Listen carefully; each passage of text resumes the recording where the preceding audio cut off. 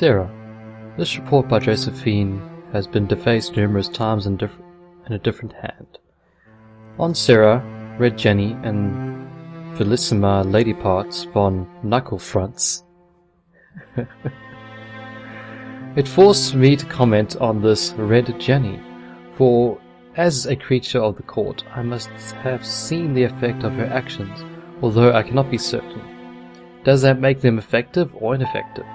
What I know is that she has vexed cities, guardsmen across Thedas, and always escaped. Accessing all available records, it seems clear that there have been multiple embodiments of the name. Often at the same time, the limitations of the communication are such that this is impossible to verify in the moment. A crude drawing of a guard with her breeches at her ankles. The severity of the attributed actions vary wildly, from petty to outright vicious. While official reports label these actions unfair, I have knowledge of many named as victims, and several are of suspect character. Sarah recalled them something altogether untoward. Yes, Mum, shit's a lot of them. There are tales of Red Jenny targeting criminals, slavers, and even assassins' guilds. The benefit of having a local is that they are invested in regional concerns, although this obviously varies. I can discern no protocol. Don't need a title to be awful and deserve it. So who is our Red Jenny? She has been amusing herself in Val Royalex for some time, although it is clear from her accent that she is deeply Fereldian. She met with outright laughter my inquiry as to whether she had any special elven concerns that I could address. I have conferred with Liliana about the danger of this group, and our estimation is that this incarnation of Red Jenny is at least a good distraction. Oh, the scary one cares. Who said this again? Josephine, that's Josephine. Okay. There's Sarah, holding a bow, because she's an archer. Then I made her into a double-handed rogue. But Cole's gonna take that place now. Screw you, Sarah. Vivienne Madame de Fer. Magic is dangerous, just as fire is dangerous. Anyone who forgets this truth gets burned. An assiduous and talented scholar, Vivienne rose rapidly through the ranks of Mostermerd's circle. When made a full-fledged enchanter, she elected to join fraternity, a decision that shocked colleagues but may have been a calculated maneuver. When she successfully applied to be appointed enchanter to the Imperial Court, nearly every fraternity clamored for her favor in hopes of having a representative at the Empress's ear. She was voted first enchanter of Mostermard at a young age, enough to cause scandal. The Circle widely regarded her as the most shrewd and disciplined mage in Olaris. Iron Bull. M, my dear friend, I completely understand the difficulty you face. To have such well-equipped bandits attack your family's caravans so regularly, and with such exquisite knowledge of your shipping schedules, it is indeed highly unfortunate.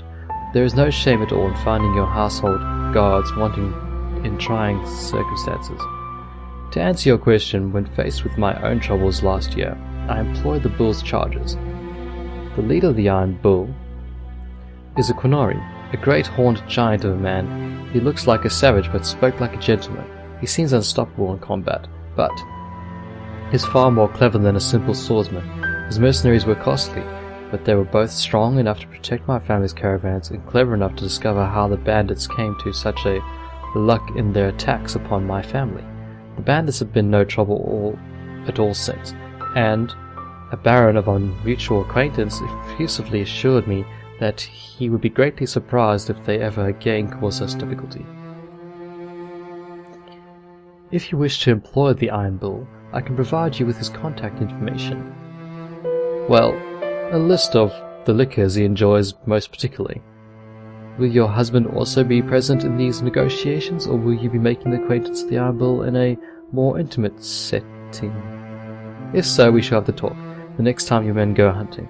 Yours in friendship, B. A letter lifted from a hidden drawer in a noblewoman's vanity and copied carefully before being returned. How interesting. Lord Seeker Lucius Corrin. For months we were all certain Lord Seeker Lambert's death was an assassination carried out by mages. He had after all, declared the Neverian accord null and void, hurtling his headlong into a war against the rebels. Why else would he be killed, except as an act of retribution? The entire Templar Order was fired up, ready to take up the fight against the mages. Something we were sure would be over in a matter of weeks. Thus the election of Lucius Corn to the role made me despair. According to the few seekers of truth to whom I spoke, he was a moderate.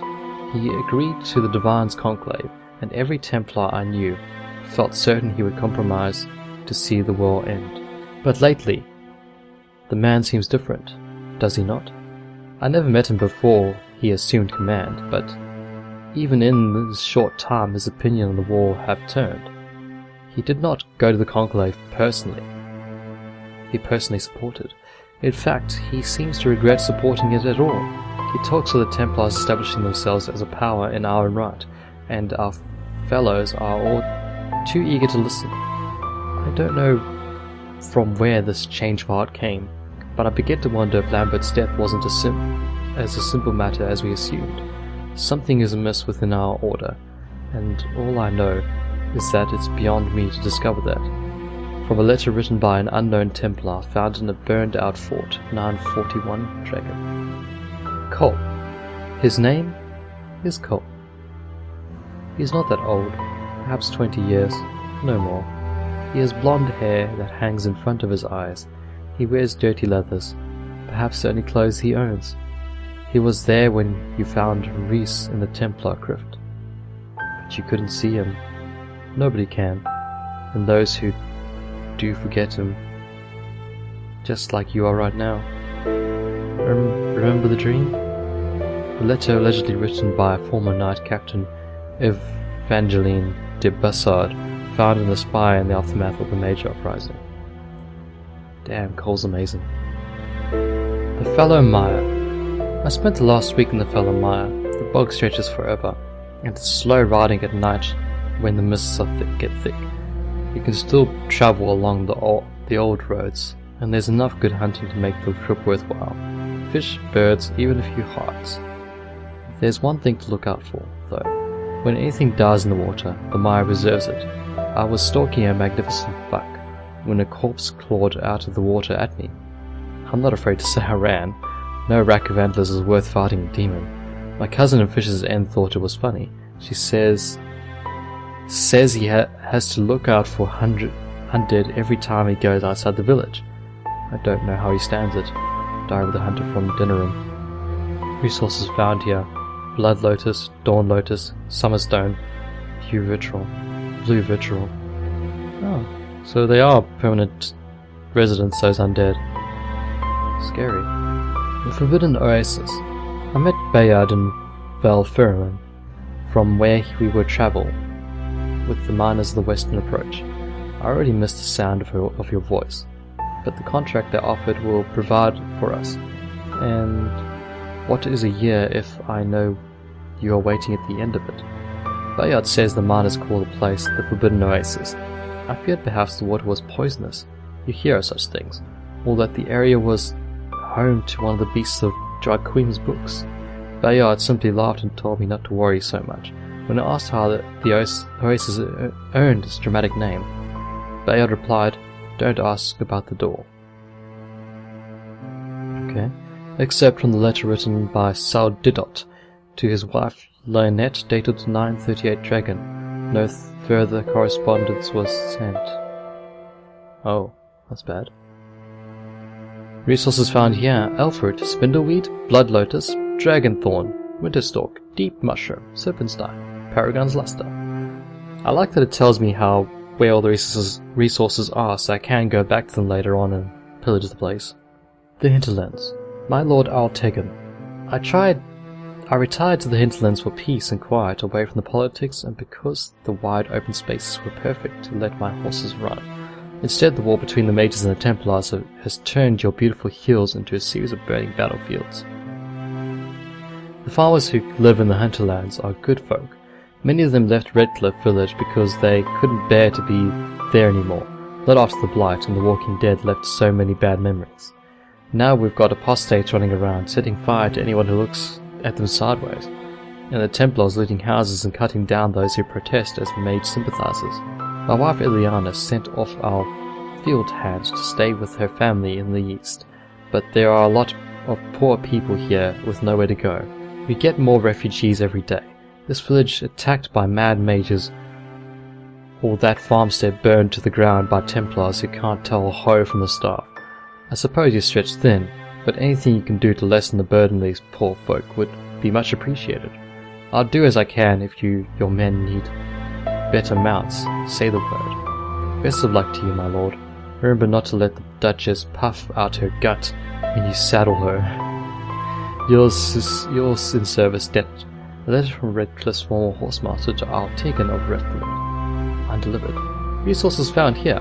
Elfruit, Spindleweed, Blood Lotus, Crystal Grace, Royal Elfruit, Deep Mushroom, Embrium, Iron, Drakestone, Onyx, Obsidian. I feel like iron's going to be found everywhere. The Storm Coast. I cannot say whether the Storm Coast receives more inclement weather than any other stretch of the northern Fereldian coastline. That hasn't stopped the region from boasting more than its fair share of tragic tales. If all are to be believed, rich merchant ships blanket the depths due to the follies of their proud captains. The infamous and likely fictional pirate Denol Sel gave up the sea to become a Grey Warden while standing on these shores, and countless young men and women pine for grooms lost to the waves. I witnessed nothing so fanciful on my brief sojourn to the coast. However, the area is sparsely populated, and as I watched the walking sea strike the shore, I could see why such tales are born. In Pursuit of Knowledge, Travels of the Chantry, scholar by Brother Juventivi. Resources found here. Spindleweed, Blood Lotus, Black Lotus, Serpentine, Stone, Summerstone, the Summer Bazaar. We redicate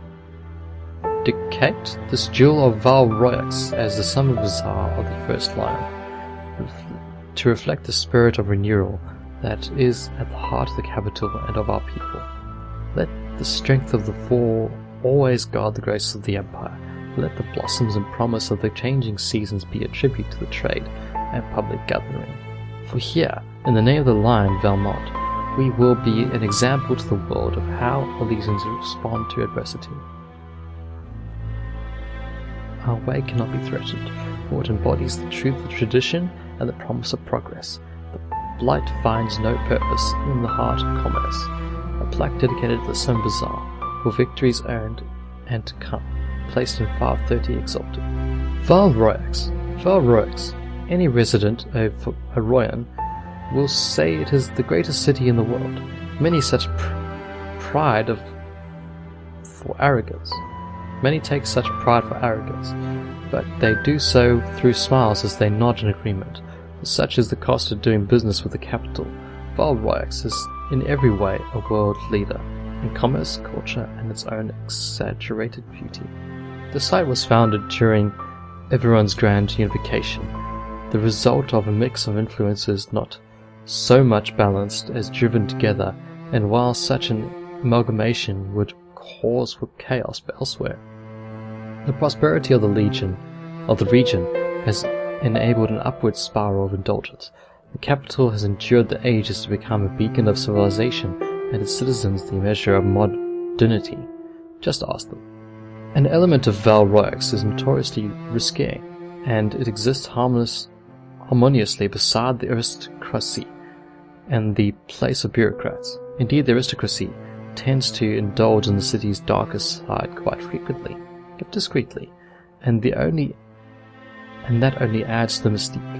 Nobility elsewhere tend to be much more conservative and concerned with their reputation, even if a trip into the capital to indulge a few private pleasures is not completely out of the question. In Val Royax, transgressions are suffered and forgiven with flamboyant urgency. That is not to say the city is without lasting scandal or hardship, but one must squint past the gilding of the allowed even a glimpse. Let's try that again, shall we? One must squint past the gilding to be allowed even a glimpse, as Royans are very careful about the face they present. Such it is with the mass of nobility in the underbelly of their street, except when Royal Roy's excess is grand and otherwise by formerly Sister Lordine. Theronfell Redbout. I have heard the complaints. Some of you do not understand why we train in a castle in the wilderness when you seek out corruption among the masses. You question the Seeker's foresight. Doubt assails you. But why have you come to Theronfell? What can you learn here you could not on your own?